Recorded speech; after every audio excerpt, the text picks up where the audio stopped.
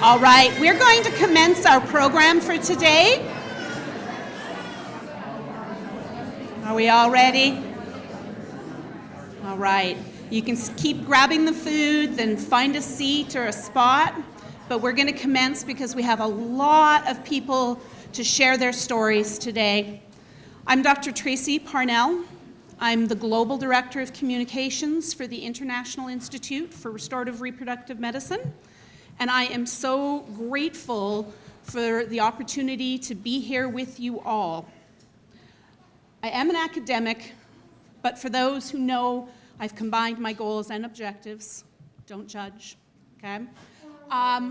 We really want this to focus on understanding and an appreciation for what restorative reproductive medicine is, and to give a voice to RRM patients and clinicians. I want to emphasize this is not an anti-IVF presentation. What we are hoping for is the opportunity and a call for respectful dialogue and the rights of our patients to have access to treatment that they are requesting. How we're going to accomplish this? We will have 3 of our board members do brief presentations. I'm going to cover the history and a brief outline of restorative reproductive medicine. Dr. Stanford will cover research, and Dr. Monica Minger will cover the current state in the United States here. Interspersed between each one of our brief presentations will be patient and clinician testimonials. We are here because of our patients, and we want their voices to be heard. So a lot of this will focus on them. Like many of the people in this room, I had a journey to restorative reproductive medicine. It did not happen overnight, and mine is a little bit unique. I did serve in our Canadian forces. I am Canadian. And I was fortunate enough to be working in a military environment, providing care to soldiers. And I was scheduled to see a patient that I had seen multiple times, she and her partner. And she came in. She had had a history of horrible, painful periods, irregular bleeding, and she was just frustrated. So she comes down. Now, I had scheduled just a short visit, so she was in front of a desk, and I said, we have gone through, this is the next treatment we're going to do. I think it was her 7th change of prescription. And she looked at me with frustration, and she slammed her hands down. And she said, and she was a very, very tough lady. And she said, Dr. Parnell, how does that fix me, and what is wrong with me? And that hit me, because I had many years of training. I had been personally mentored by Dave Sackett, the father of evidence-based medicine. I knew all the guidelines. I was providing her the best care according to everything that was published. And I could not answer those questions. And I vowed then that I would find a way to explore and find this. And we have. Now, reproductive medicine has actually been on 2 divergent paths since the 70s and 80s. The one, which of course is the more dominant approach, has very heavily led with symptom management, often with hormonal suppression, and high technology that allows bypassing of infertility. This is, of course, what most women and patients are familiar with. The other branch was very much concerned that having access to a medical model where diagnosing and treating the pathology was key to better health and to outcomes that would lead to overall healing. Now, my patient was interested in healing. She was in a same-sex relationship. She was not interested in having a family, but she wanted, and so did her partner, a healthy body and answers. For the purpose of this presentation, we are going to focus on infertility, but restorative reproductive medicine is able to deal with a breadth of issues in reproductive medicine. So, in the 80s and the 90s, doctors who were questioning and looking to see, is there another way for us to do this, would meet up with each other at meetings, educational events, and we would always say, you know, we really have to do something. Finally, in the year 2000, we did something. So we had a series of meetings in London, England, and at one of the meetings, which took place at the Victory Service Club, we proposed the term restorative reproductive medicine. It was embraced with great enthusiasm, and we defined the field. And the International Institute for Restorative Reproductive Medicine was born at that time. So we have been around for a while. Starting in 2000, formally, the International Institute is the professional body for restorative reproductive medicine. We have professionals in nearly 80 countries across the world. This is not new, it is not small. We provide education through accredited bodies, we have a journal, a registry, and we maintain a clinician recognition program. You cannot just say, I'm an RRM physician. You actually have to have some association and criteria met to utilize that designation. Dr. Stanford will talk more about some of those aspects.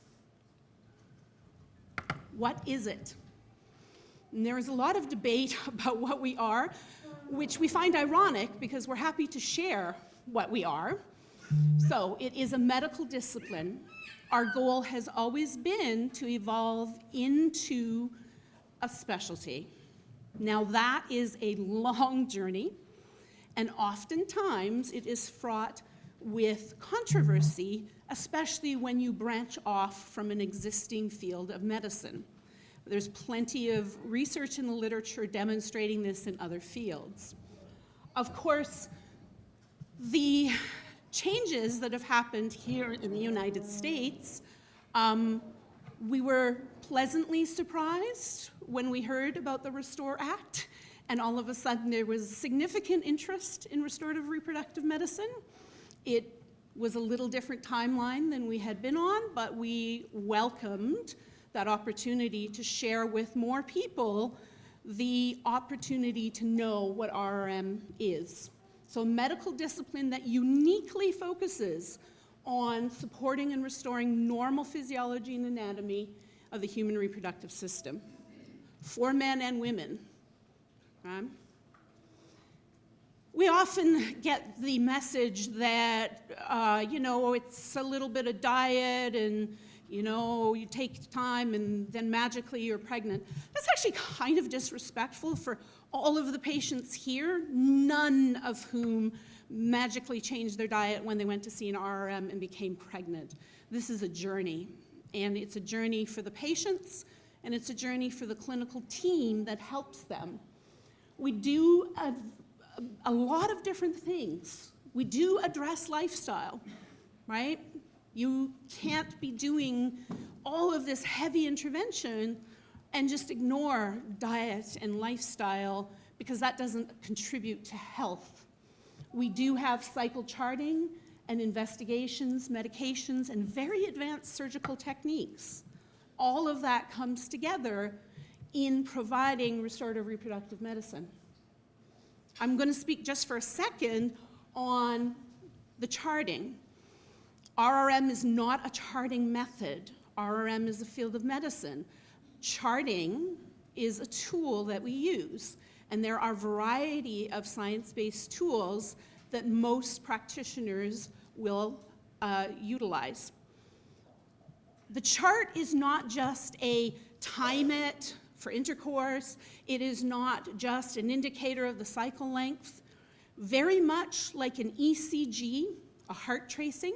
If you come in and you have chest pain, we're going to put a heart tracing, an ECG on you, and somebody who's trained will be able to read that and be able to come up with what we call a differential diagnosis. What are those abnormalities pointing to? And then in restorative reproductive medicine, this chart also allows us to be able to precisionally time interventions and testing.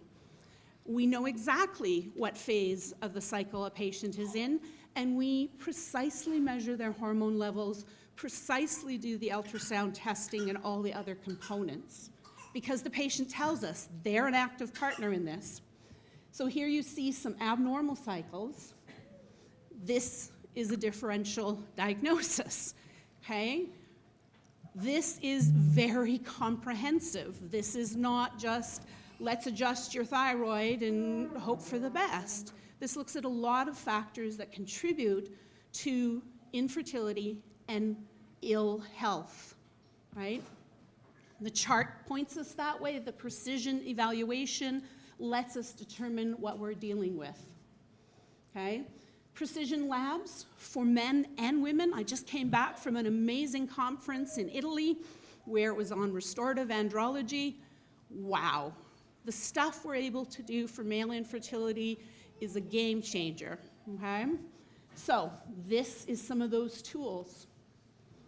We also have heard, well, you know, if you were stuck doing the same things you did in the 70s and 80s, well, that's not good medicine. Yeah, well, that's not what we're doing. This is trailblazing surgical techniques, restoring and repairing tubal damage, pelvic reconstruction, endometriosis surgery. All of this uses microsurgical techniques, robotics, cutting-edge technology, all put into the service of restoring that patient's health. And then you know what we find? That little chart that the patient is empowered with the knowledge about their body, that chart also tells us that things are improving because it normalizes. And the patient is the first one who knows this. They come in, they're like, Dr. Parnell, look, I have a normal cycle. Look, and they can tell you, my peak day is this, my luteal phase is here, and you know, my mucus cycle score is this, and my menstrual cycle score is this. They know their body, and it's amazing. Okay? Now, these groundbreaking treatments come together to have very good outcomes for patients. So this is actually a recent publication by our colleagues over in Europe. This is male factor. Again, we keep hearing male factor isn't dealt with. Actually, we deal with it really well. The left bar, again, is the RRM outcomes, in this case, mostly restorative andrology. On the right is comparative IVF data for this particular study. Quite impressive. More impressive is the fact that this deals with improving long-term health. We now know that male infertility, female infertility, it's just not about having a baby. Those are markers for long-term health consequences. And they need to be dealt with to ensure the patient not only is able to conceive when they choose and how many they choose, but is able to actually live a long, healthy life with their family. Okay? RRM in 10 minutes, it's tricky to do, okay? So we look forward to questions. Now, what I'm going to do is I am going to turn over to our colleagues, and they're going to talk patient, okay? And you're gonna hear this as a common theme. RRM is as effective, it's less invasive, it's less expensive, it's healthier with less abnormal or poor perinatal outcomes. Our babies are born at term as a singleton baby with a healthy weight. That's what every parent and every mother and every physician is looking for. Okay? So I'm going to introduce Dr. Kim Barrows, and she's going to come and then she'll present some patients as well. Thank you, Dr. Barrows.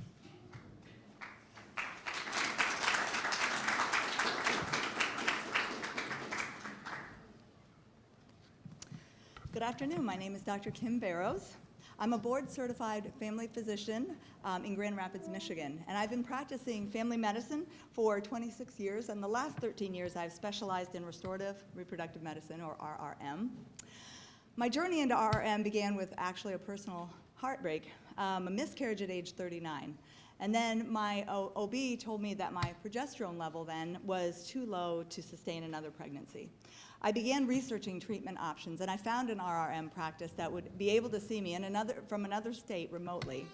But with their support, I delivered a healthy baby boy at age 40 and another one at age 43 while in the midst of training for being able to provide RRM care myself. Since then, I've had the privilege of helping hundreds of couples realize their dream of parenthood, many after years of infertility, failed IVF cycles, repeated losses. And one patient that's particularly memorable had 12 consecutive miscarriages, no live births. And now at the age of 40, she is cradling a healthy baby boy. Currently, I'm one of only a handful of RM physicians in Michigan. I've been able to reach couples from across the state, but this is not enough. Families really need more access to this care where they don't have to travel across state lines or wait for months and months on waiting lists. We need to train more physicians, support more research, and educate patients, clinicians, and policymakers about the power and the promise of RRM. So I brought a couple patients here to share their stories. The first one is Naomi and her husband Tim. Naomi is a maternal infant nurse and lactation consultant who spent 20 years in her personal journey trying to find the reasons for and the treatment for her persistent symptoms. When I met them, they'd been using an evidence-based fertility awareness method for about a year without becoming pregnant. We uncovered and treated celiac disease, other food sensitivities, hormonal abnormalities, metabolic dysfunction, and autoimmune factors. Naomi worked with a nutritionist also, completely out of pocket, and made significant lifestyle changes in addition to the medical work and medications that we were using. She lost 15 pounds, her symptoms improved. We began working with her husband Tim to explore his health as well. So Naomi can share. Hello, and thank you for the opportunity to be here. My name is Naomi, and I am here to share with you from a nurse's perspective as well as personal perspective, as Dr. Barrows said, how restorative reproductive medicine benefits the men and women who have access to this care. Until 2 years ago, I had never heard the term restorative reproductive medicine, although I had worked for nearly 10 years in the maternal infant health care. I had worked with women who experienced infertility. Some of these women knew they did have underlying conditions like PCOS, hormone imbalances, or endometriosis, but were struggling to conceive even though working with fertility specialists. While others were able to conceive through the means of IVF, but were left with often debilitating symptoms that continued to affect their lifelong health. Fertility care became personal to me 2 years ago when my husband and I experienced infertility. I had been frustrated by talking with doctors since puberty about unusual symptoms I believed were connected to endometriosis, PCOS, food sensitivities, iron storage problems, and blood sugar imbalance. I even had 2 different surgeries where doctors identified underlying potential endometriosis and PCOS, but never addressed with me the ways I could be medically treated, and instead was only offered birth control to manage my symptoms. I was told that later in life, if I was trying to conceive and struggling, I would probably need fertility care. After a year of trying to conceive, someone mentioned working with a restorative reproductive medicine doctor. Through Dr. Barrows' expertise, she verified that my lab values and symptoms confirmed PCOS, endometriosis, celiac disease, genetic gluten allergy, and 21 other food sensitivities. Dr. Barrow identified that my thyroid medication had gluten in it, which she changed and also put me on medications to reduce inflammation and helped me change my diet. She also met with my husband and ordered labs and diagnostics for him as well in case we were up against male factors for infertility. Within a short time, I was able to lose weight, caused from inflammation which was keeping me from being able to conceive. And with the changes in diet and medication, we conceived and are expecting our first child. The solution may sound, yes, thank you. This solution may sound simplistic, but I do not believe that a fertility doctor without the lens of restoration would have identified how these outside factors were so greatly impacting my fertility. And as a maternal infant nurse, I find it amazing that I had no idea this field of medicine existed. We truly need better access and awareness to help men and women throughout our country to get the help they need to build families naturally. Thank you. Thank you, Naomi and Tim. I also want to introduce to you Krista. Her journey spans multiple states and countless hours of travel just to access care. I met Krista in September of 2024, shortly after a miscarriage and with a new diagnosis of an autoimmune condition. We focused on improving ovulation, optimizing her hormones, and reducing inflammation from autoimmunity. After 5 months of optimized cycles, Krista conceived, and she's here to tell the rest of that story.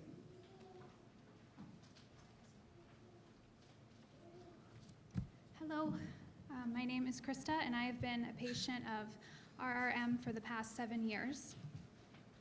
When my husband and I were having trouble getting pregnant at first, we had some initial testing done. We had a consultation at an IVF clinic where the doctor took a look at our test results and said everything looked great.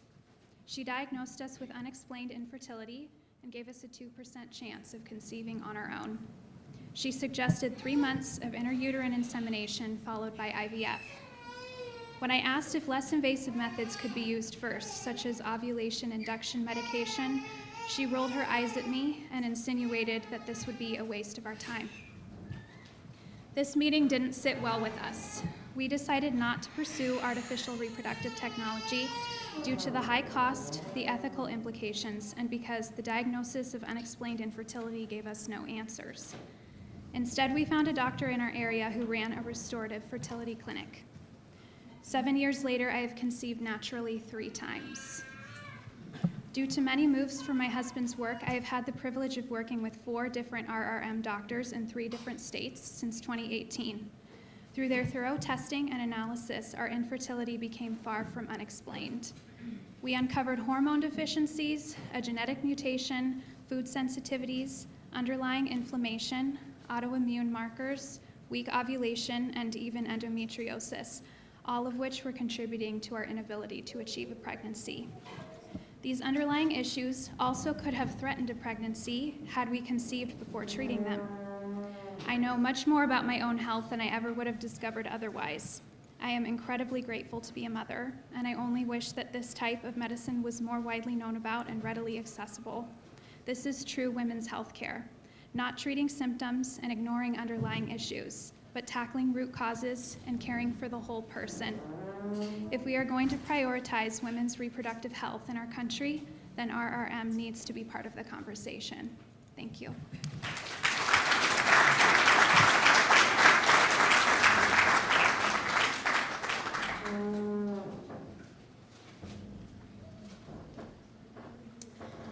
Good afternoon. My name is Dr. Marguerite Duane. I am a board-certified family physician, co-founder and executive director of Facts About Fertility, which focuses on educating the medical professional community who are new to the fields of fertility awareness and restorative reproductive medicine about the science underlying these methods and this approach.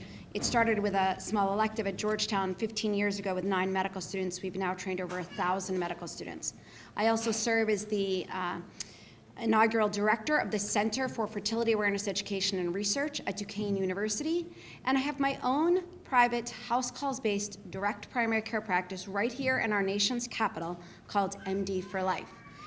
Through MD for Life, I am able to provide restorative reproductive medicine services to a number of patients. And since starting my practice in June of 2022, I have had 39 patients seek care for infertility and recurrent miscarriage. 34 of those 39 patients have conceived.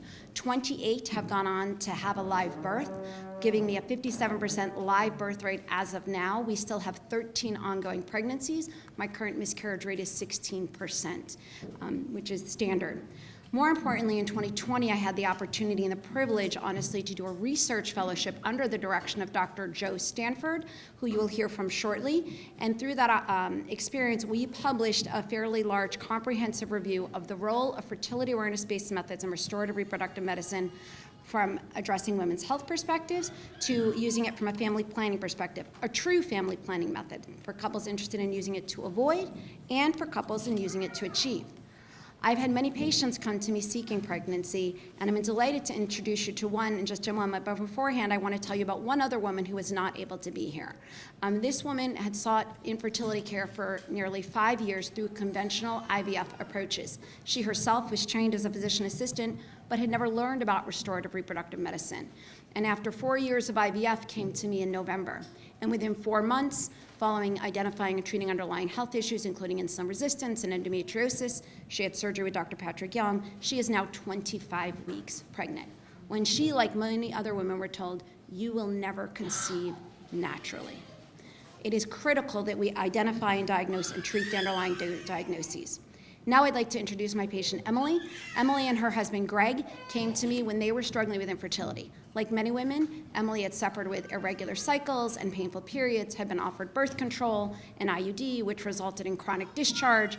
She also had an underlying autoimmune disorder, none of which was fully addressed. When she came to work with me, we systematically addressed factor after factor after factor.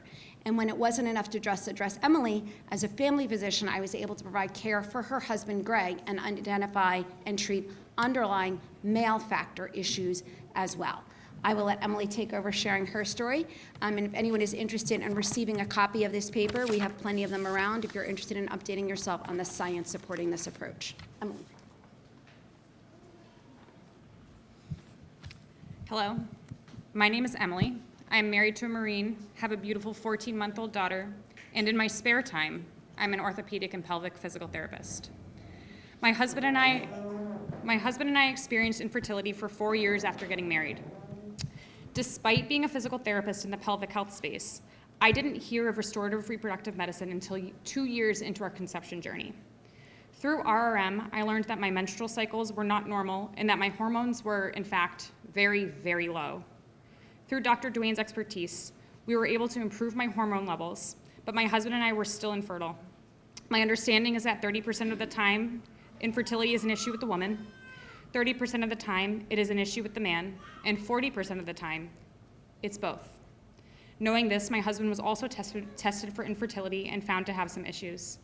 Despite improving our reproductive markers, however, we still couldn't get pregnant. We were never told, sorry, this is all we can do, or you need to try IVF. Instead, Dr. Duane believed something anatomical contributed to my infertility and recommended a laparoscopy to look for endometriosis. I had no symptoms at the time to suggest this beyond infertility. As a PT, I am wary of surgery. I've had many patients undergo repeat surgeries for endometriosis because they saw surgeons who don't use the same techniques as RRM surgeons. My RRM surgeon cleaned up cysts, adhesions, and polyps, and a little over a month after surgery, my husband and I saw our first ever positive pregnancy test. Our journey with RRM didn't end there. During pregnancy, I continued to have low hormones, despite my OB, who was not an RRM doctor, telling me that I didn't need to have my hormones monitored during pregnancy. Dr. Duane emphasized the importance of optimizing my hormone levels throughout pregnancy to decrease my risk of miscarriage. If I had simply listened to the OB doctor, there's a chance our daughter wouldn't be here today. RRM isn't just about conception, it's about restoring health, which is exactly what I think every doctor would like to do when they leave medical school. Thank you.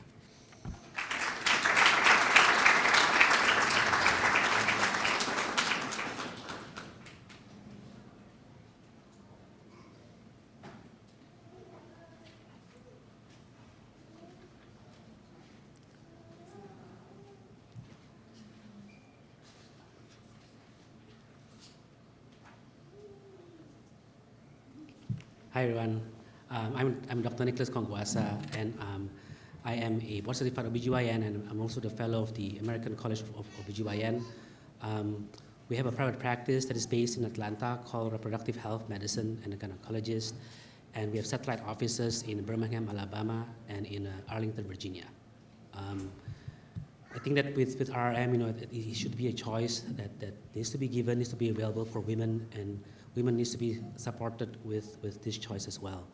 I'm gonna have a couple of my patients come up and share their story. The first is Leah Hatton. She's our nurse and she's a market instructor, and yeah. Hi, like Dr. K said, my name is Leah. I'm a registered nurse who lives in Virginia. And in 2020, I began a journey no one ever wants to go on, recurrent pregnancy loss. Within 18 months, I went through 3 consecutive miscarriages, which was emotionally and physically draining. My OBGYN didn't have any answers for me and really didn't want to look for them. When I asked for certain tests to be run or if monitoring my cycles would be helpful, I was met with suspicion or rolled eyes or told, well, you could just try IVF. I sought a second opinion with Dr. K, and his team immediately met me with compassion and proactive, not reactive care. They ordered blood work, they had me monitor my cycles, and they gave me hope. And within a few months, Dr. K was able to tell me that there was indeed a reason why my babies kept dying inside of me. And even better, that there was a very simple solution. I have a gene mutation that you've probably never heard of, but it puts me at higher risk for blood clots. And this was vital for me to figure out why I was miscarrying, but also for my overall health. There are certain medications, activities, and lifestyle choices that I need to be aware of because of this increased risk. Since implementing a blood thinner in pregnancy, I have not had a single miscarriage. I have 2 children who are here today because my RRM physician cared enough to find out why. And it's insulting to all women to call RRM unscientific. My previous physician could not even be bothered to run basic labs and suggested I undergo a process that would cost me thousands of dollars and maybe not even work. He suggested IVF and washed his hands of me, and RRM dug deeper. They told me something invaluable about my overall health, and they gave me a solution that allowed me to carry my 2 children to term. I did not feel like a product in a baby machine. I was a person, and I was a human being that was searching for answers and health, and RRM gave me that. Bravo!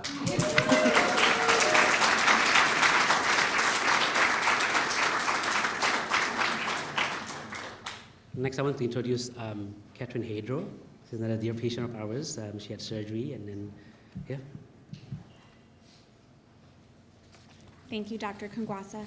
My name is Catherine Hadro. I'm a television news anchor, and I live here in the Alexandria, Virginia area. I met my husband a year after I moved up to DC.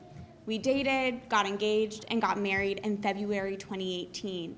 And we both expected to have a baby in our arms just in time for Christmas. But the positive pregnancy tests never came. It was a shock to someone who always was seen as perfectly healthy, or so I thought. I saw a doctor concerned that pregnancy was not coming easily, and I was told, well, you don't have PCOS, you're not overweight, come back to me in a year.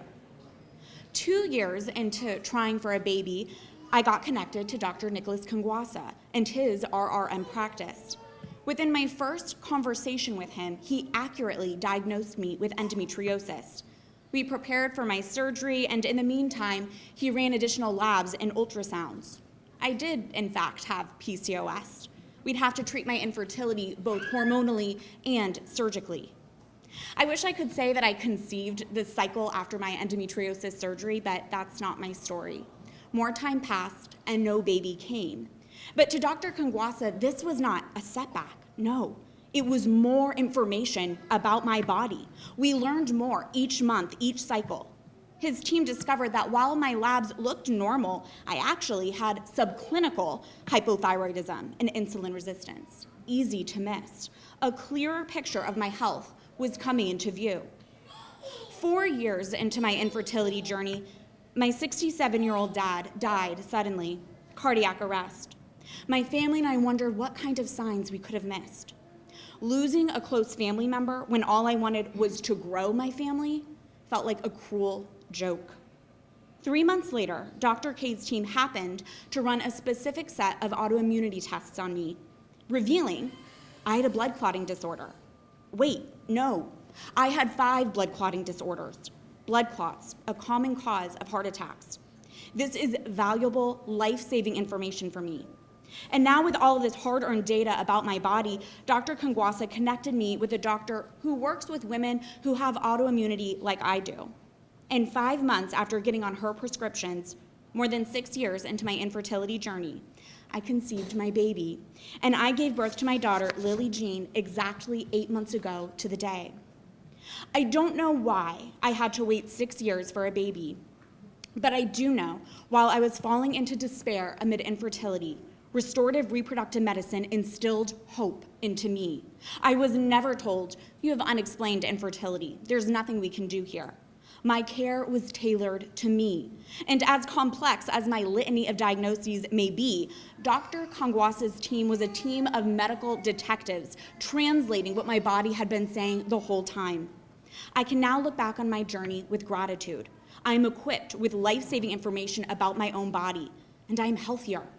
Not only do I have a healthy baby, but my healthy baby gets a healthy mommy. Thank you.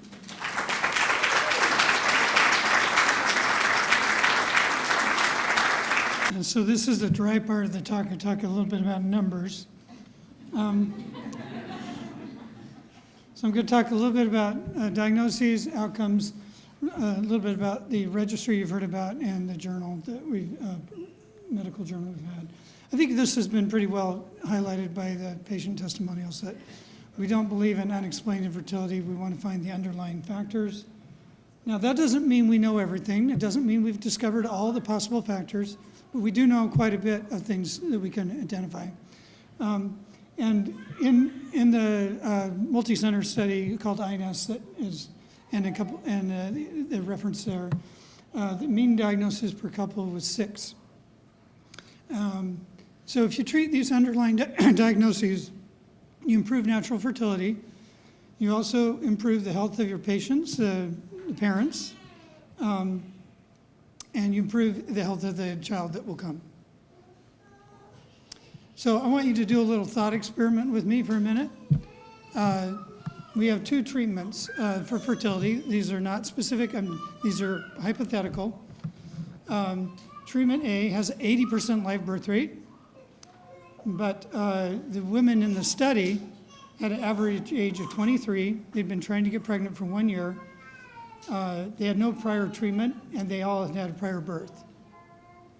Okay, that's treatment A, 80%. Treatment B has a 20% live birth rate over 2 years. The women's age is 23. They've been trying to get pregnant for 10 years on average. They've all previously failed IVF. And none of them had previously had a live birth. So these are 2 hypothetical studies. So I want a show of hands here. Who thinks treatment A is the more impressive, effective treatment? Okay, and who treats treatment B as the more effective, impressive treatment? Okay, and who's not committed because you haven't, most of you didn't commit. It's not that there's an absolute right or wrong answer here, but the point here is that treatment B is more impressive because you're dealing with a far more difficult underlying population to deal with. So you cannot interpret fertility statistics without knowing something about the prognostic factor. Female age is talked about a lot, and that's a huge one. That's why we have, age 43 versus 23 here. But there are also factors of prior pregnancy, how long you've been trying, prior treatment. And if you don't have those, if you don't know what those are, you don't have a complete picture of how to interpret that live birth rate. So let's apply this to some real data. Okay, so these are 3 studies out of the numbers I could have brought. 2 RRM studies, one from Ireland, one multi-country, and then IVF registry data from the US, from the CDC. And the time frames are listed. I won't go into that in detail. One retrieval for IVF could result in multiple embryo transfers. So, and that could take a period of time that's not usually well defined. So we have a live birth rate here, 18%, 44%. These are crude rates, by the way. They aren't. We're not adjusting for dropouts or anything. They're just the crude rate. And people drop out. They just don't count. So it's a conservative rate. 18%, 44%, 44%. live birth. So you could say, okay, well, one study looks about the same as the other, a little bit, take a little longer. But again, what are the now by now, if there's nothing else you remember, you should hopefully, after I've talked to you, remember what are the underlying factors? What's the age? How long they've been trying? Have they had a prior birth? So if we look at that, the mean age is a little bit less in one of the studies, a little bit 37, 34, 36. The prior births, 22% in one of the RM studies, 24%. Another one. The first RRM study there is actually a study specifically of people who tried IVF and failed. So 100% previously had IVF. The second one was a more general study in 4 countries, 7% previously had IVF. And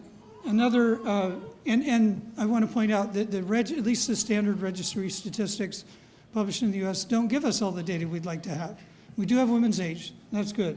But we don't have their prior birth history, we don't have their prior time trying, we don't have their prior IVF history. So it's really an incomplete picture of what those numbers actually mean. So that's hopefully you get just a little bit of sense if you need to know the underlying prognosis before you can interpret the numbers. Also, another important factor here is not just that the birth happens, is it a healthy baby, and one measure of that is what's the measure of normal birth weight or low birth weight.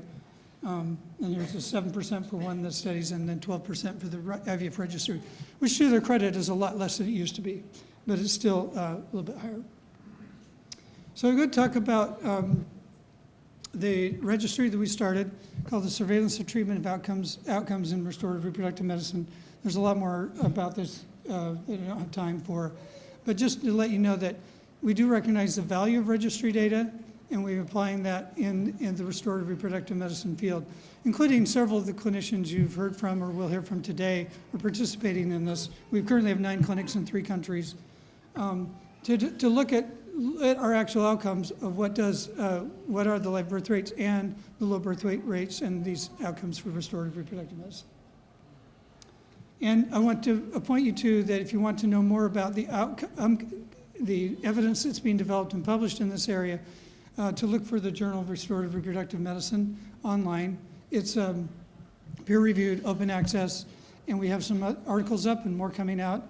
I've published in most of the mainstream reproductive medicine journals over years, and they do a good job in many ways, but my experience has been that it's been more difficult to get some of these ideas understood and give a fair hearing. So we have this new journal, peer-reviewed. Take a look at it, and that's where you'll see evidence coming out in the future. Thank you for your time. Oh, and I think Dr. Pudoff is up next with the patients.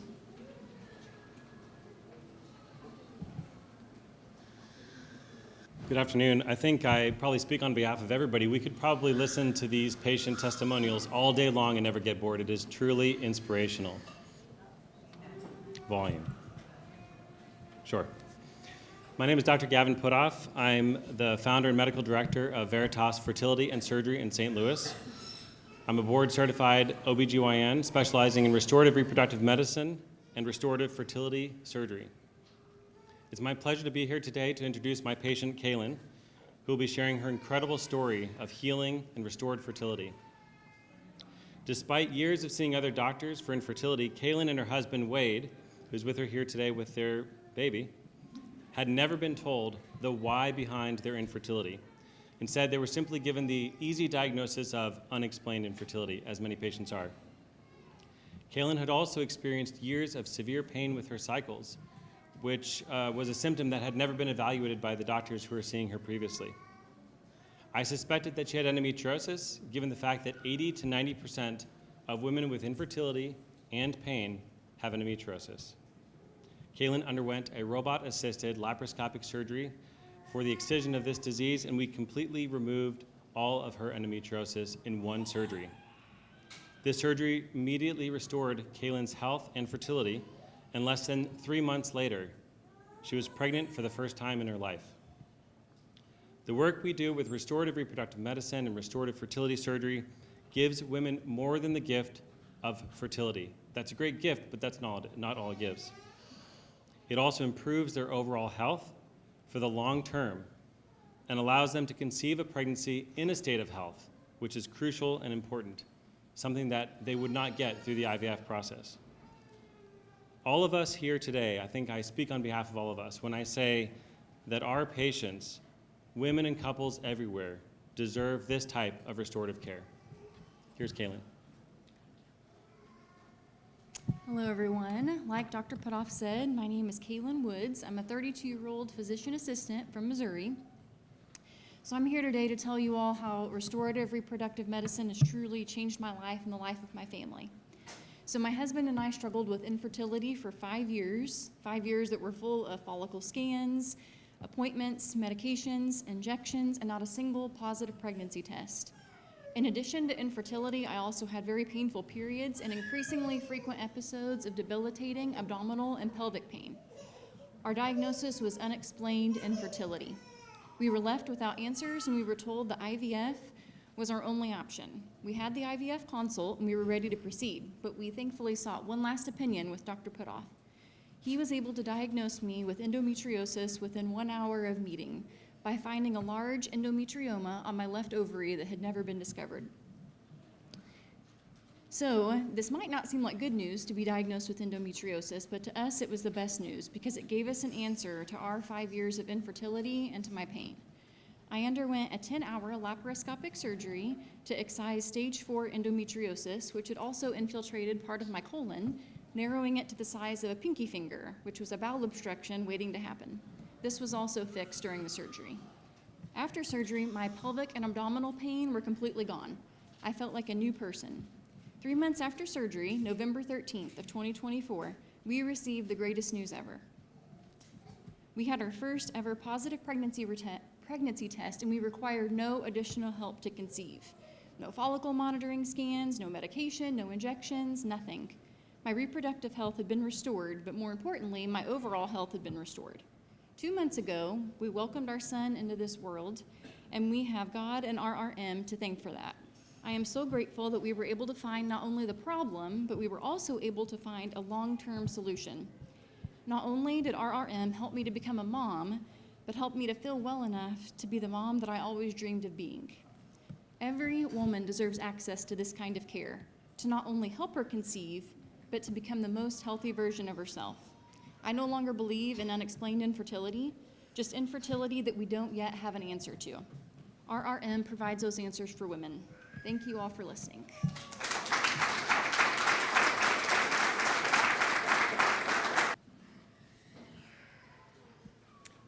Good afternoon. My name is Megan Kreft, and I am an RRM trained physician assistant from Raleigh, North Carolina, and I work for my Catholic doctor.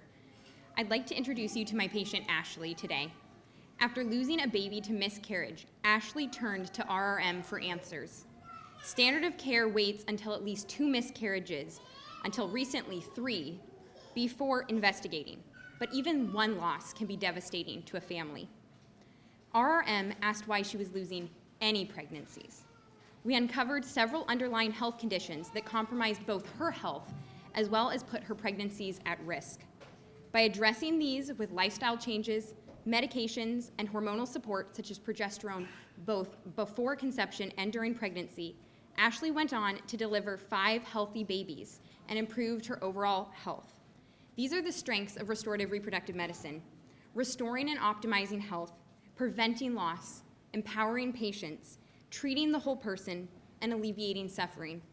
I hear from patients again and again, I wish I had found this care sooner. It's now my honor to turn it over to Ashley. Thank you.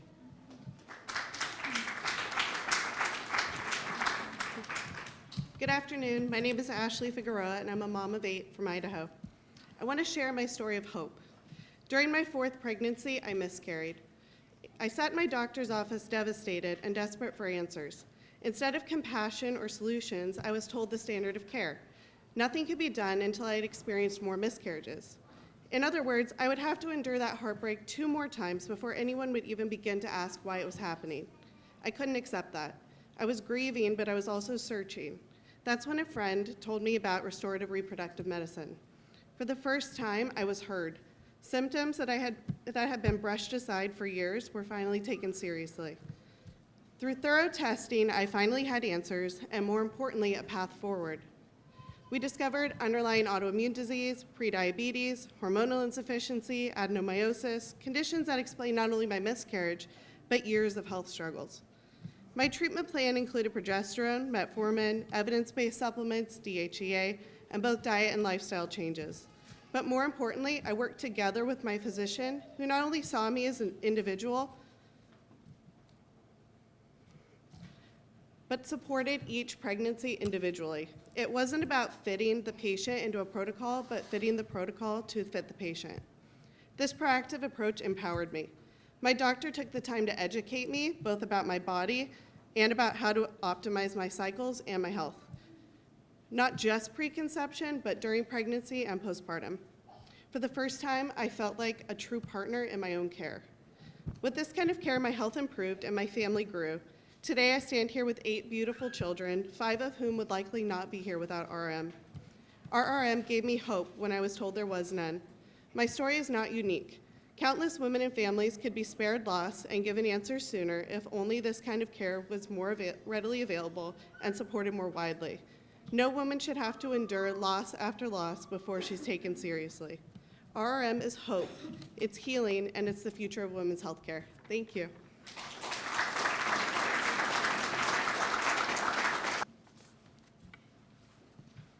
Hello, I'm Dr. Naomi Whitaker, board-certified OBGYN, minimally invasive gynecologic surgeon, physician lead of UPMC, University of Pittsburgh Medical Center, Divine Mercy Women's Health, and also I'm a certified Creighton Model System instructor. My first patient, Divya, I would like her to share her story first, and then I'll explain kind of what the other story could have been if she had gone somewhere else. But I also want to mention that more information for educational purposes, including 2,500 plus research articles, are available at my my nonprofit called RM Academy. It's educational for the public, so all people have access to this information. I also educate on Instagram at Napro Fertility Surgeon, and we have a patient-facing group to unite together called Uterus Allies as well. So let me hand it off to Divya, and then I'll share some more information about her story. Good afternoon, everyone. This is Divyashri Ankirla, and my husband is Nikhil. He's outside. So today I want to share my story. So in 2019, we started our beautiful family, but unfortunately, we found out I was going through with endometriosis, and the doctors were said to me go for IVF, which I was not okay with that. Me and my husband were always want a baby with natural conception, and we got to know about RRM, and we found out Dr. Naomi Whitaker, and I'm grateful for her. And then later, she told me the conceiving is not only the one thing, but it's going to be tough for you because you have stage 4, because I had 2 endometriomas on both my ovaries. So she suggested a laparoscopic surgery, and I went to the surgery of 7 hours, and my husband was waiting outside, and he was always worried about me, and we got so much answers through that surgery, and she cleaned up everything.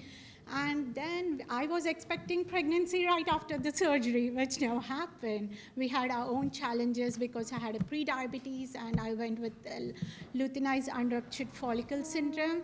And with that, we tried for 4 years of taking medications, going for ultrasound every day, and a lot of strict diets. I never enjoyed my food at that time. And a lot of things were going on. I was like depressed and stressed out, like why I'm not becoming a mom. I want to be a mom. When I'm trying everything which is not working for me, then Dr. Whitaker called me one day to her office, and she told, it's time to take a break for your body and your mind. You need to come out of the stress. Enjoy the life what you had before, then come to me. And I told, I want to go for second surgery. And she told, not the second surgery, to be a solution. You need rest. You need to come out of the stress. And I didn't understand at the time. I was enjoying my paintings, I was enjoying my dog, and I was traveling all around. And all of a sudden, within 1 year, I found out on January 21st in 2024 that I was pregnant. It was really shocking for me because after trying all of this, why it didn't work out and why I'm pregnant now. And I went to the doctor's office on the same day and she told, you should be happy. Yeah, I am happy, but I don't know what to do with this pregnancy because I want to hold the baby. Am I going to hold the baby? And she told, you're going to hold the baby. And I had on my challenges like pre-diabetes during whole pregnancy. And she told, you will hold the baby, trust me. And when I hold the baby, that was the miracle for me. So then again, back to my story is like, so when I got suggestions like IVF, my own family owns an IVF center in India, but they are not part of it now because my father-in-law is against of it because he wants, when our body is more capable of doing babies. So it's always trust your body, your doctor, and the procedure, what you're going. Make sure you're getting the knowledge. Like, don't go blindly to a doctor and tell, I want to become pregnant. You can't become pregnant just by going to the doctor. You need to gain your knowledge from the doctor and learn so much about it. And then with my story, I'm coming from a different religion. But when I started this process with RRM, I thought RRM is only for some category of religious people. Then when I was traveling with that RRM facility, then I got to know it's not for some particular religion. It's open for everyone, and you're more happy to come and enjoy your babies with RRM. And I'm so grateful that today I'm holding my baby, and he will be 1 this Sunday. I'm so grateful for Dr. Whitaker and RRM team for giving me this opportunity. And trust your body, that your body can make babies. So always push yourself. Don't ever give up your body or anything. So many people give you suggestions that, hey, go for IVF, that's very easy road. But no, that's not easy because as we know that so many, back in India, my father-in-law told, for 25 years old women, they suggest going for IVF when she's capable of having a baby of her own. Because I started my family when I was 27, I became pregnant when I was 32. So becoming pregnant is easy, but knowing knowledge about your body and trusting your doctor is most important, I feel. And I'm glad that I got this opportunity to talk about it. I'm grateful for Dr. Whitaker. Thank you so much for everyone having me.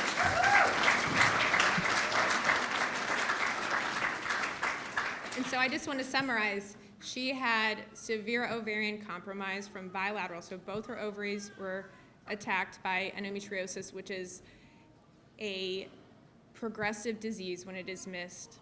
And so unfortunately, when that does progress, it does lead to premature ovarian insufficiency, which she did have, which leads to severe ovulation defects, which she had.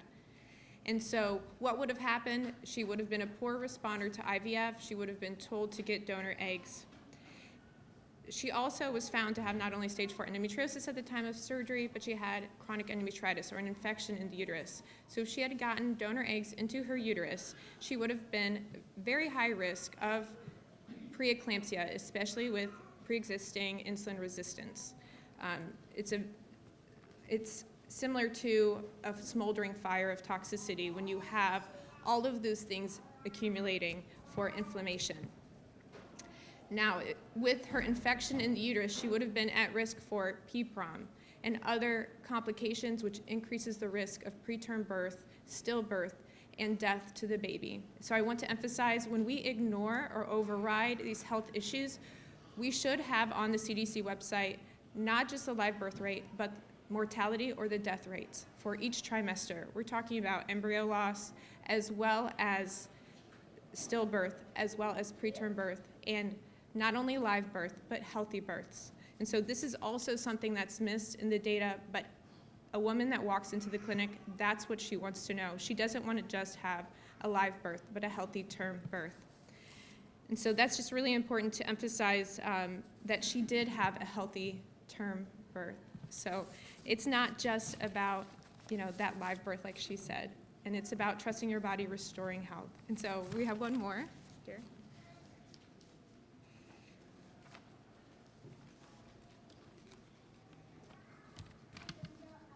Good afternoon. My name is Stephanie Goggin. I'm a wife, mother, and nurse practitioner, and I'm also an RRM patient. And I represent women growing their families later in their reproductive years, as well as those suffering from recurrent loss. My husband and I were married when I was 37, and we quickly conceived 3 children within the first 6 months of marriage, all of whom were lost to miscarriage. I sought care at several highly regarded GYN practices in the DC area. My miscarriages were approached with clinical indifference and dismissed as being age-related. With minimal workup done, I was advised to seek care at a clinic offering IVF. So recalling the countless patients I had had, friends and family members, who have used this technology, many with regret, negative outcomes, or at best ambivalence, I knew that I needed care that worked with my own physiology rather than circumvented it. I consulted with Dr. Whitaker, and a thorough workup was suggestive of endometriosis, low progesterone, and thyroid and clotting disorders, which were managed medically and surgically, and 1 year later, my son was delivered in perfect health at the age of 40. I suffered 2 additional losses during which I felt accompanied and supported by my physician. And then after an ultrasound and a lab-monitored cycle, we welcomed our daughter, 1 month shy of age 43. She's the little noisemaker in the 3rd row. In summary, I experienced 0 success before RRM at a much younger age, but welcomed 2 healthy full-term babies after the age of 40.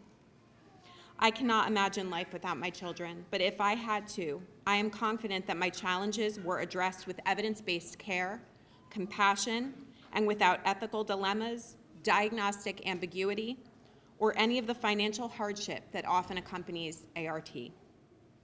As a primary care and a psychiatric clinician, I can attest that, like me, women want to be functioning optimally.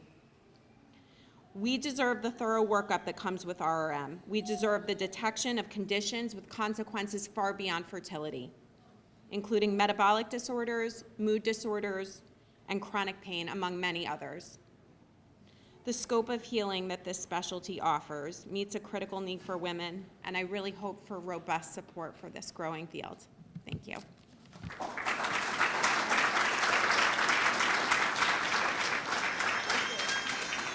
I think that was a beautiful summary, but it's really, we had a privilege of taking care of her for both of their entire pregnancies, and it just was wonderful to be able to take care of these women, not just discharge them in the 2nd trimester and not know what happens, but we get to be a part of their care, see all the investment that we put up front in the work of becoming a better mother, a healthier mother.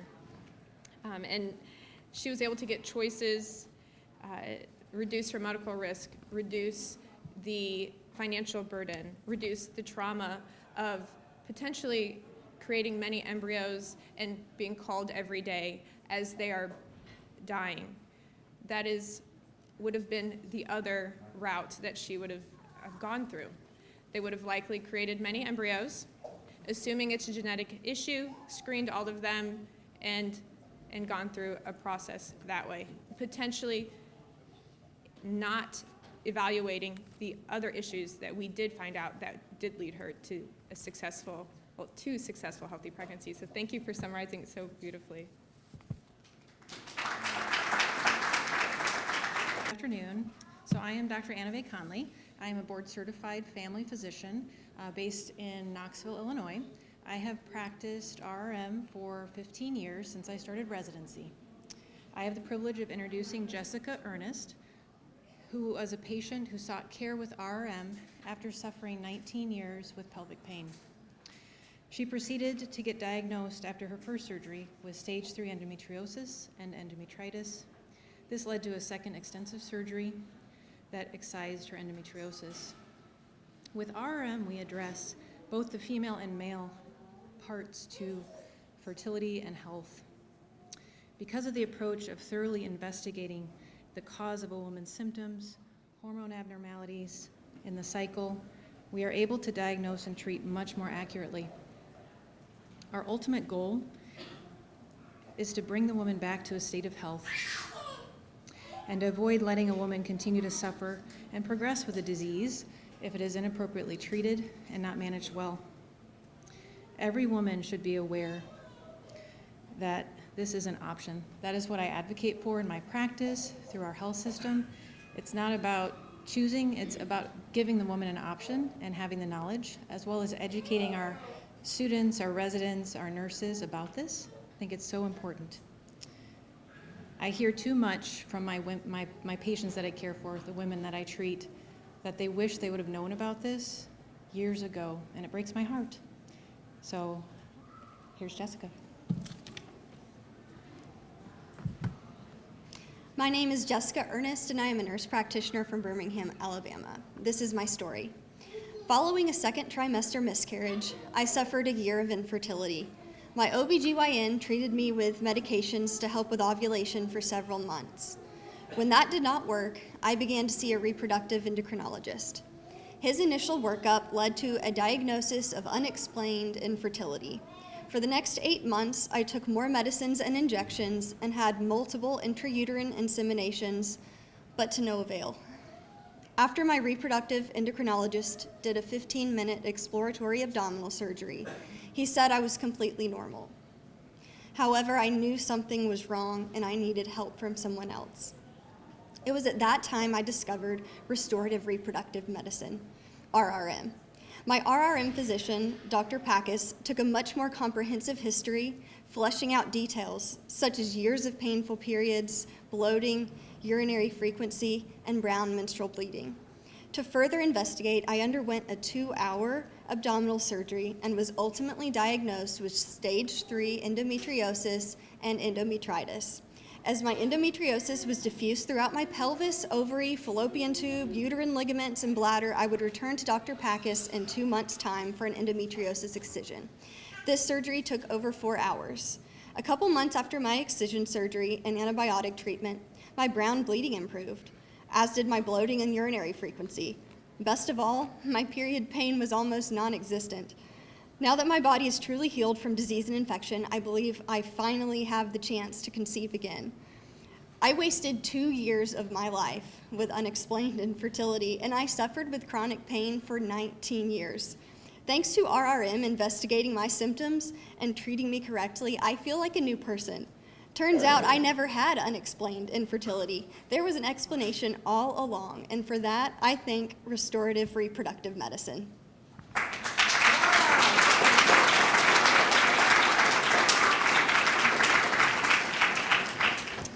Hello, good afternoon. I am Dr. Monica Minger. I'm here today as the U.S. Director of Communications and Development for the International Institute of Restorative Reproductive Medicine. I'm also a practicing clinician out of Cedar Rapids, Iowa, and we also provide telehealth services across the country.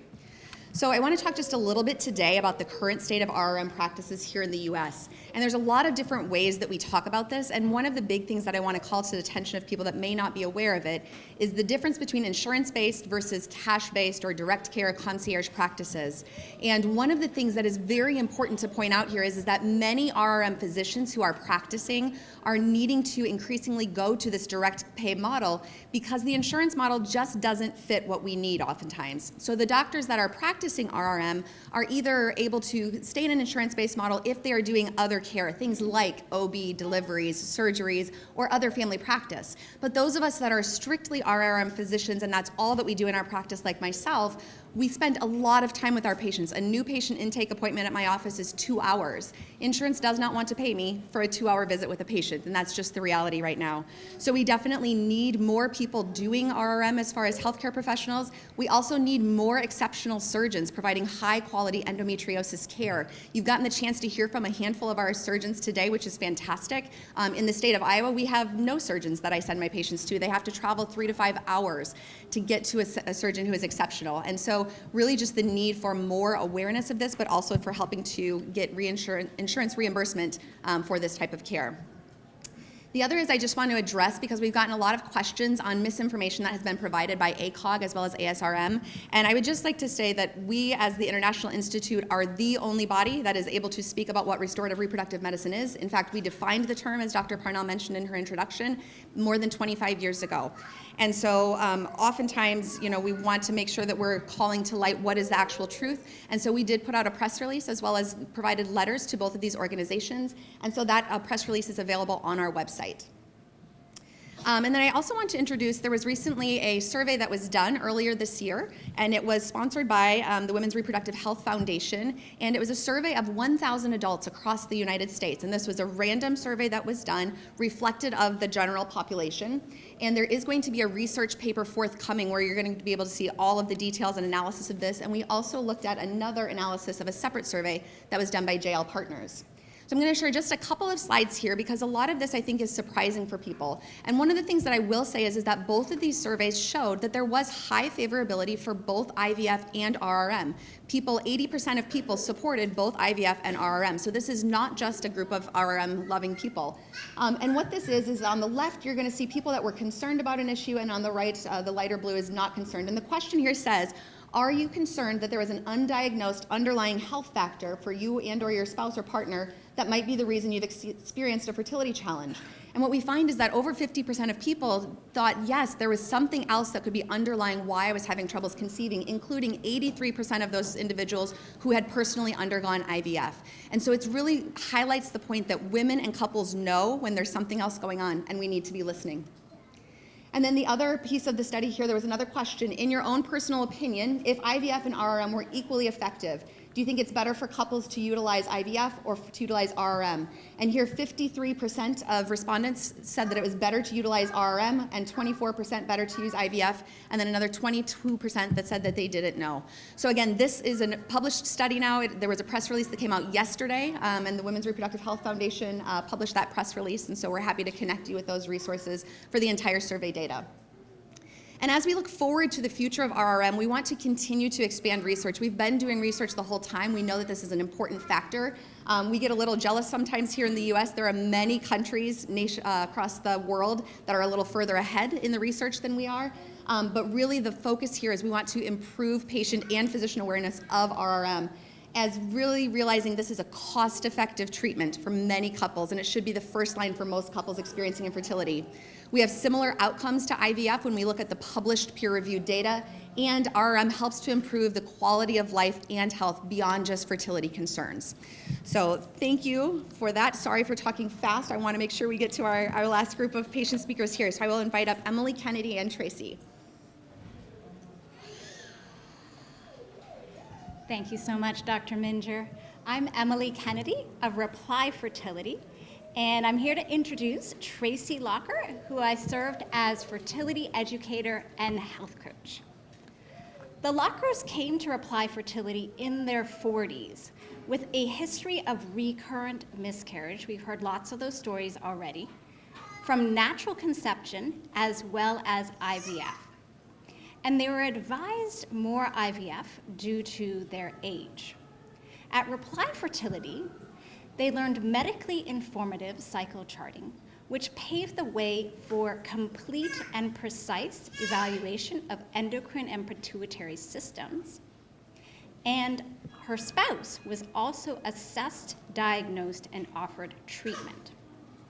Within 6 cycles, the Lockers were pregnant, and for first time, they had their pregnancy hormones monitored during the pregnancy, and they have their beautiful baby daughter here with us today. So it is my pleasure for you to meet Tracy Locker.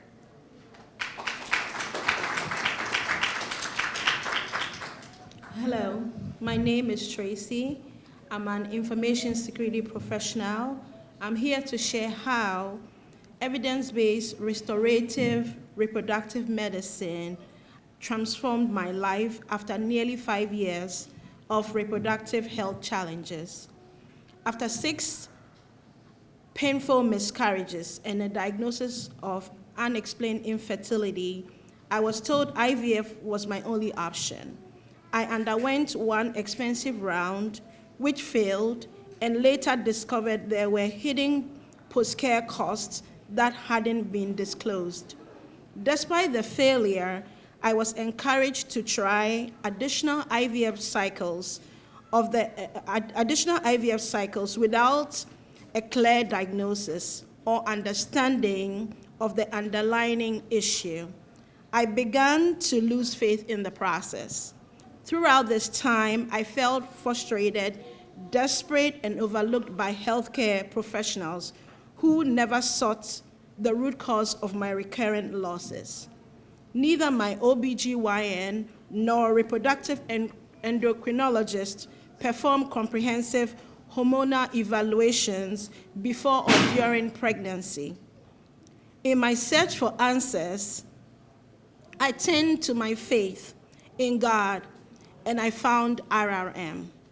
Unlike other approaches, my RRM clinician took the time to investigate thoroughly.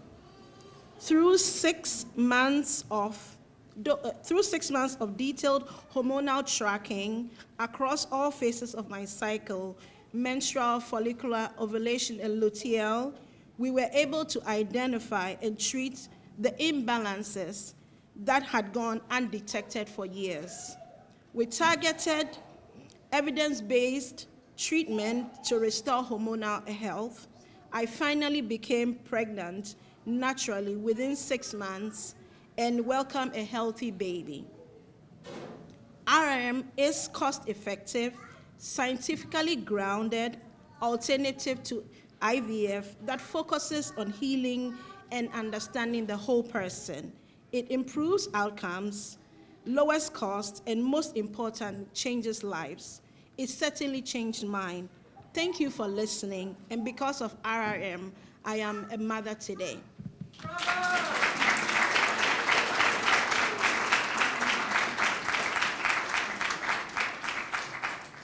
Good afternoon. We've heard so many great stories today.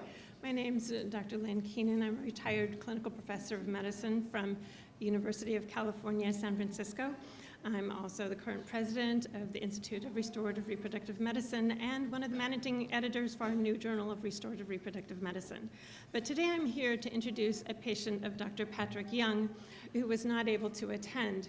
And as we'll hear from Marie's story, she struggled for almost 5 years. Initially went through the route of, she tried IUI, which failed twice. She was told that IVF was her really only option, but instead she sought options through restorative reproductive medicine and through, under Dr. Young's care, through charting his investigations and surgery, found out that endometriosis was the cause, and with treatment, was able to have not 1, but 2 children. I will let you hear the story from her, but one more thing, as I taught primary care and sleep medicine, I would have different residents rotate through with me. At one point, I had the daughter of the very prominent IVF doctor in town, who was also on the same career path to go into REI. And after she heard my lectures and saw it in practice of what RRM was, she had a much different idea of what RRM was. She said, this is great for all the women that do not qualify for IVF. She saw a need for both paths, and I think the country needs this. And so now, let me introduce Marie to tell her story. Thank you. My name is Marie Guccione, and I am a dental practice manager from Missouri. I'm here to share my nearly 5-year fertility journey. My mother suffered terribly from endometriosis, so when I couldn't conceive, I wondered if that was my struggle too. But like so many women, I was swept into the IVF establishment. Because I had no symptoms, endometriosis was dismissed without real investigation. Instead, I was funneled into IUI and then IVF. After 2 failed rounds, I was told IVF was my only hope. Being told you have unexplained fertility is really a slap in the face. It is not an answer. The reason women hear this label so often is because the IVF system is built around one tool. If IVF is the hammer, every woman's infertility is treated like a nail. And if IVF is seen as the best option, it very quickly becomes the only option. But women deserve better.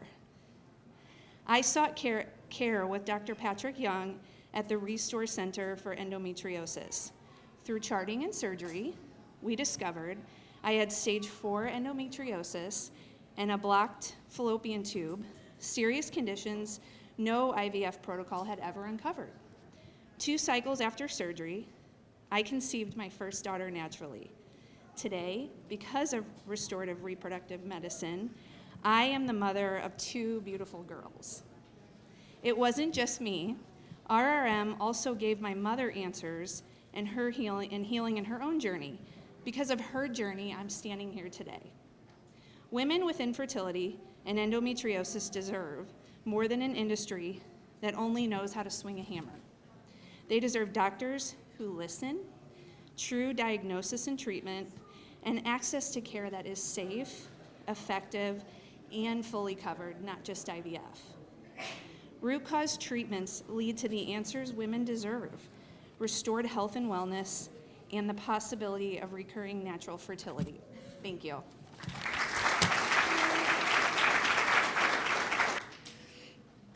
Hello, everyone. My name is Ann Nolte. I'm a board-certified family physician.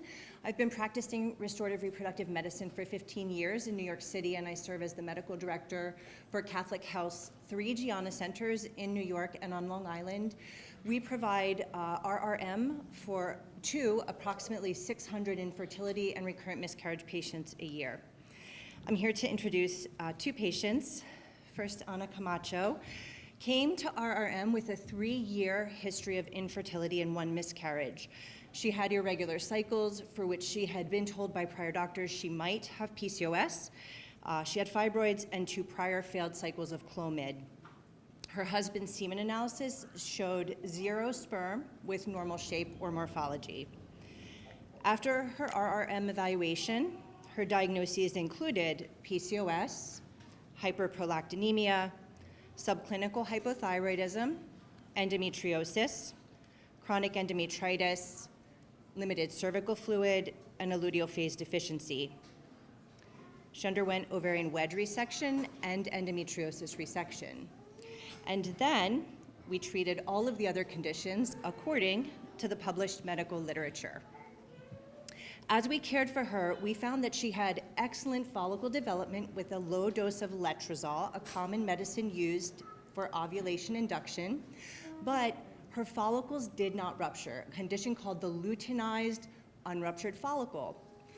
In our experience, 60% of women, when couples have infertility, will have a disorder of ovulation, an abnormality in how their follicle ruptures, the unruptured follicle being one of them. For Anna, it was a side effect of fertility medicine. A common side effect of medicines like Clomid and letrozole, commonly used for IUI. Given trigger doses, in standard fertility clinics, confirmation that ovulation is occurring doesn't occur after a trigger dose. But with Anna, identified, confirmed our trigger worked, follicles rupturing, and she went on to conceive 2 beautiful children. She did receive progesterone and actually HCG injections in pregnancy, and both of her children were born at full term. I came today because some of our professional colleagues are stating that it is the standard of care in the evaluation and treatment of infertility for an exhaustive evaluation of women to be done and IVF to be used only as a last resort, and that doing anything more is wasting the patient's time. I am here to support countless patients like Anna who have told me over the years that that was simply not true. They felt that no evaluation was done to identify why they weren't conceiving. As I explained to them how their cycles should be working, how their reproductive system should be working, where things go wrong, what we can do, their response is, why has no one ever said this to me before? And so, with that, I would also say that our patients, I believe, you've heard today, would also say it is definitely worth their time. Hello, everyone. Thank you for this opportunity. As Dr. Nolte said, my name is Anna Camacho. I'm from Connecticut. I'm actually a doctoral trained nurse practitioner, both in neonatology and family medicine. And here's a little spoiler alert, I'm also an RRM nurse practitioner as part of my Catholic doctor. So I've always had irregular cycles, and I was always told that that was my normal. It was okay, it was gonna get better over time, and not to worry. But it didn't get better. I was actually in the military and was just told to toughen up, because we're in the military, you gotta be tough.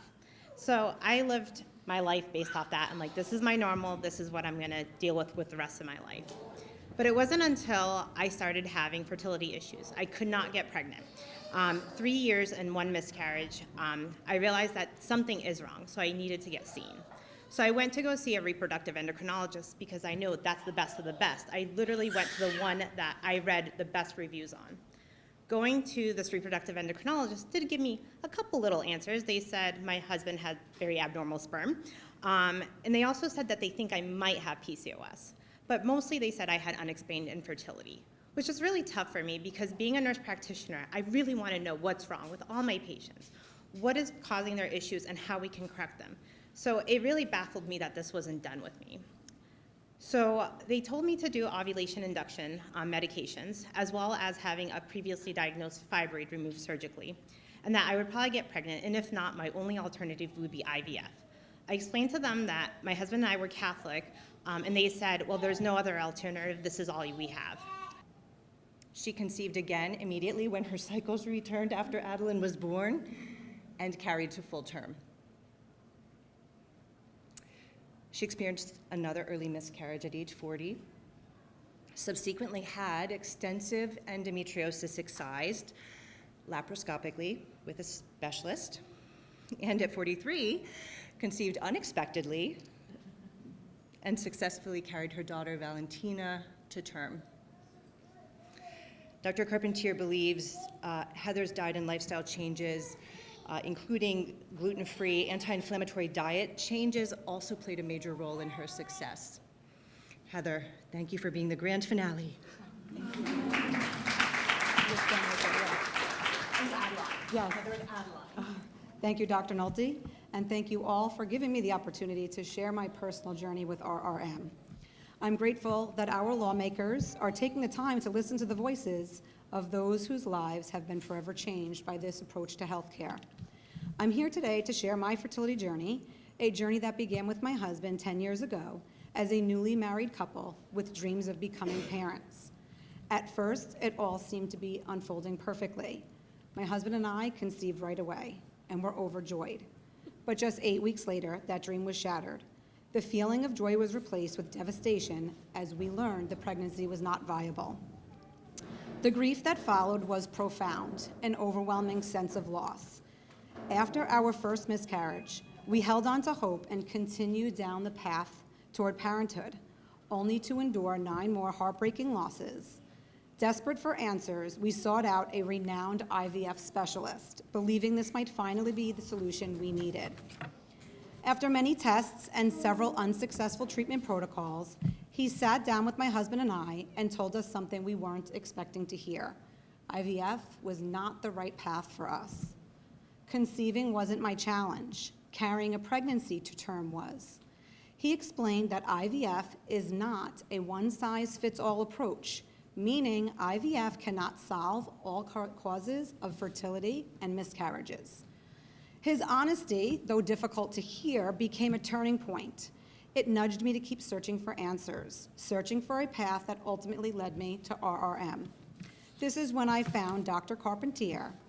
I quickly learned that his approach was far different from that of the IVF doctor and other specialists in the field that I had been in the care of. He spent countless hours trying to get to the root cause of my fertility issues. Discovering an overactive immune system, addressing and treating my thyroid disorder, and recognizing the signs of endometriosis from my symptoms, and guiding me to surgery, which confirmed it. These were all things that had never been explored before.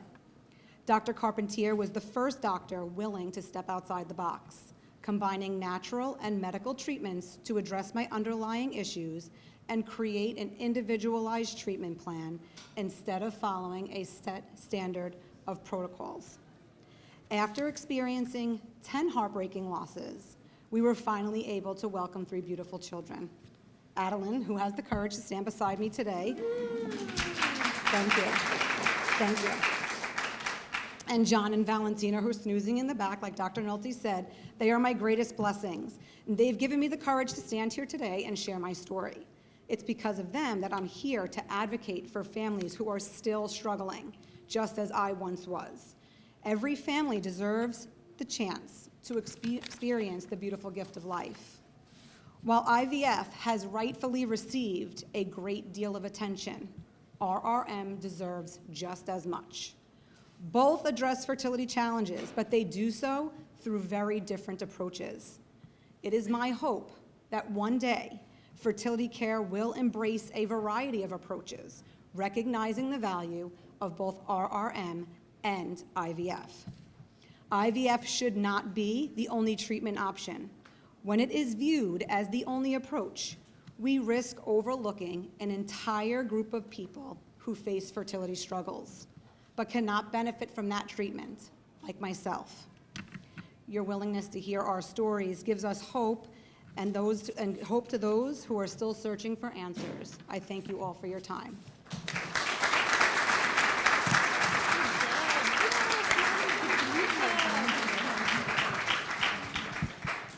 I want to thank all of our incredible speakers, our clinicians, and our patients who, again, their voices are what motivate us, and it's their voices that we want to make sure are paid attention to by all of those here and other places where decisions will be made about what care is available to them. We have gone over time, and my apologies for that. We will not be able to take questions, but we are hanging around, so if you want to talk to us, we're happy to chat with any of you. We do have on our website, we will have videos of the various patients' testimonials, plus a whole pile of other patients. We did have to narrow it down, and again, we're just grateful for the opportunity to be here, and we want to thank you for listening. Thank you.